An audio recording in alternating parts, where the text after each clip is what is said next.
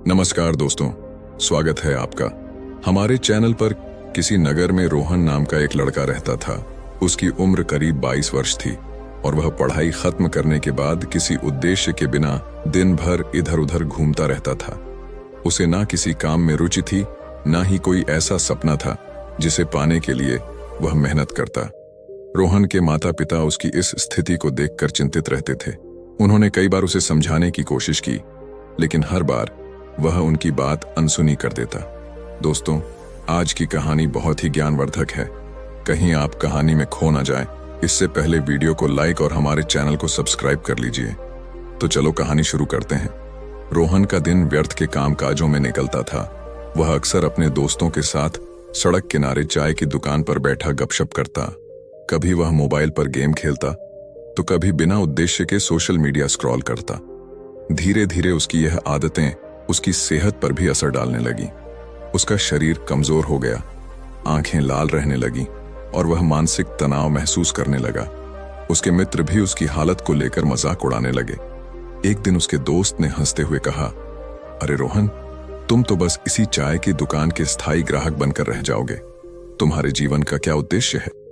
यह सुनकर रोहन को बुरा तो लगा, लेकिन उसने अपने दोस्तों के तानों को भी गंभीरता से नहीं लिया। एक सुबह जब सूरज धीरे धीरे पूर्व दिशा से निकल रहा था और नगर के लोग अपने अपने कार्यों में व्यस्त हो रहे थे, रोहन ने सोचा कि आज वह थोड़ा टहलने जाएगा।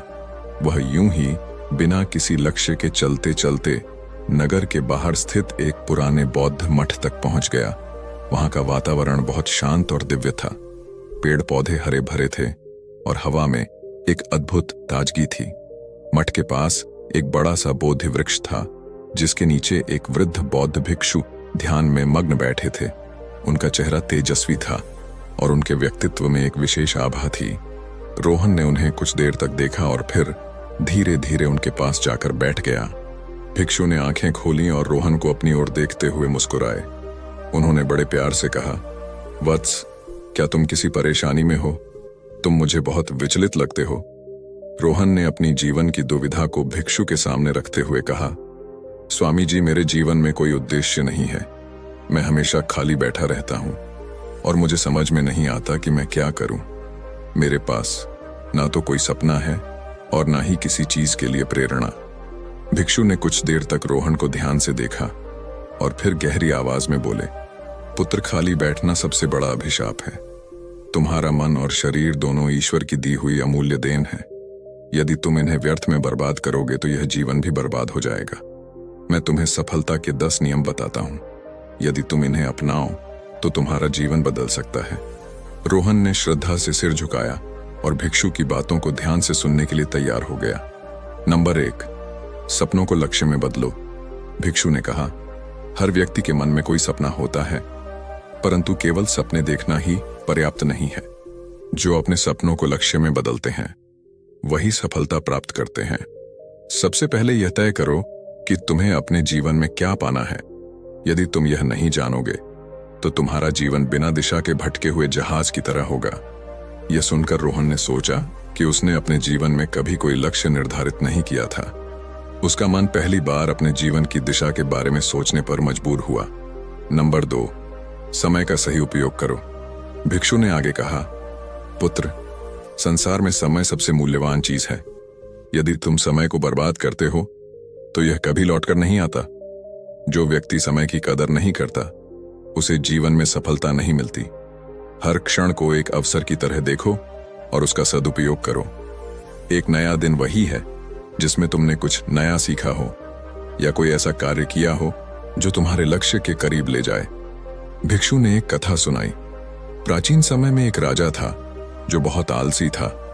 उसके राज्य का हाल बुरा था क्योंकि वह हमेशा सोचता रहता कि वह कल से काम करेगा। एक दिन उसका राज्य शत्रुओं ने छीन लिया। तब उसे एहसास हुआ कि उसका आलस्य और समय की बर्बादी ही उसकी हार का कारण बने। नंबर 3, ध्यान और एकाग्रता को अपनाओ। ध्यान वह साधन है जो तुम्हारे विचलित मन को एकाग्र करता है। यदि तुम प्रतिदिन ध्यान करोगे तो तुम्हारा मन शांत होगा और तुम्हारी एकाग्रता बढ़ेगी। भिक्षु ने कहा। उन्होंने एक बोधक घटना सुनाई। किसी समय एक युवा साधक अपने ध्यान में बहुत परेशानी महसूस करता था। उसका मन भटकता था और उसे कभी शांति नहीं मिलती थी। फिर उसके गुरु ने उसे पेड़ की जड़ों को देखने का निर्देश दिया। साधक ने देखा कि जड़ें जमीन में गहराई तक फैली हैं और मजबूत हैं। गुरु ने कहा, जैसे जड़ें पेड़ को स्थिर बनाती हैं, वैसे ही ध्यान तुम्हारे मन को स्थिर करेगा। तब से साधक का जीवन बदल गया। नंबर 4, छोटी छोटी आदतें विकसित करो। भिक्षु ने रोहन को बताया, हर बड़ा परिवर्तन छोटी छोटी आदतों से शुरू होता है। तुम हर दिन एक नई सकारात्मक आदत अपनाने की कोशिश करो, जैसे सुबह जल्दी उठना, पढ़ाई करना या व्यायाम करना। लगातार छोटे छोटे सुधार तुम्हें महान उपलब्धियों तक ले जाएंगे। रोहन को याद आया कि वह कभी अनुशासन में नहीं रहा था। उसने सोचा कि अगर वह अपनी आदतें सुधारना शुरू कर दे तो शायद उसका जीवन भी बेहतर हो सकता है। नंबर 5, स्वास्थ्य का ध्यान रखो। भिक्षु ने गंभीरता से कहा, एक स्वस्थ शरीर में ही स्वस्थ मन का निवास होता है। यदि तुम अपने शरीर का ध्यान नहीं रखोगे तो तुम्हें सफलता प्राप्त करने में कठिनाई होगी। तुम व्यायाम करो, पौष्टिक आहार लो और अपनी दिनचर्या में संतुलन बनाए रखो। स्वास्थ्य ही सबसे बड़ी पूंजी है। रोहन ने यह सुनकर सोचा कि वह कितना कमजोर हो गया था। उसने फैसला किया कि वह अपने शरीर को मजबूत बनाने के लिए हर दिन व्यायाम करेगा। नंबर 6, सकारात्मक सोच रखो। भिक्षु ने कहा, यदि तुम अपने जीवन में सकारात्मक सोच अपनाओ तो तुम्हें हर परिस्थिति में अच्छा देखने की आदत हो जाएगी। तुम अपने विचारों को नियंत्रित करो, क्योंकि वही तुम्हारे कार्यों को प्रभावित करते हैं। नकारात्मक सोच सिर्फ बाधाएं खड़ी करती हैं। भिक्षु ने एक प्रेरणादायक कथा सुनाई। एक किसान था जिसके खेत में बाढ़ आ गई। वह सोचता रहा कि अब उसका क्या होगा। फिर उसने सकारात्मक दृष्टिकोण अपनाया और नई फसल उगाने का प्रयास किया। उसकी मेहनत रंग लाई और उसकी फसल पहले से बेहतर हुई।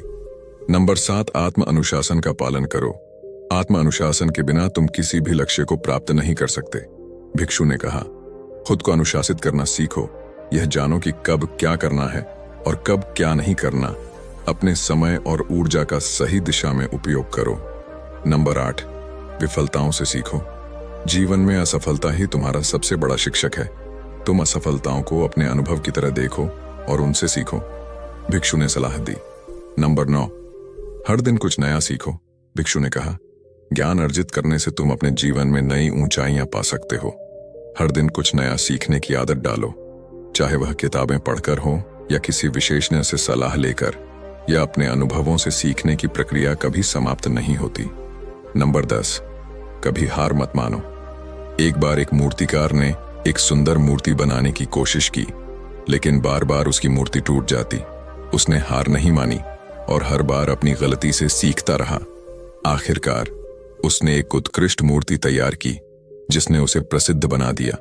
तो दोस्तों, उम्मीद करता हूं आपको यह कहानी पसंद आई होगी।